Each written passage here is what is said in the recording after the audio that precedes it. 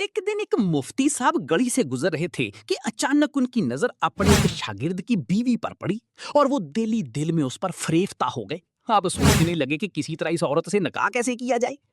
कुछ दिन बाद उन्होंने देखा कि उनका शागिर्द दीवार के साथ बैठा पेशाब कर रहा है। मुफ्ती साहब फौरन बोले, अस्तगफिरुल्लाह अस्तगफिरुल्लाह, तुमने किबला रुख होकर पेशाब किया है, तुम्हारा निकाह टूट गया, अब तुम्हारी बीवी तुम पर हराम हो गई। शागिर्द घबरा गया और बोला, मुफ्ती साहब अब मैं क्या करूं? मुफ्ती साहब ने फौरन हल बताया, अब सिर्फ एक रास्ता है, हलाला। मैं तुम्हारी बीवी से निकाह करूंगा, फिर कुछ दिन बाद उसे तलाक दे दूंगा, उसके बाद तुम दोबारा उससे निकाह कर लेना। कम इल्म शागिर्द उनकी बात मान गया।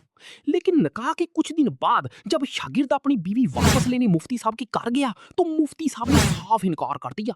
वो मेरे साथ खुश है, मैं उसे तलाक नहीं दूंगा, और अगर ज्यादा जोर जबरदस्ती की तो पुलिस के हवाले कर दूंगा।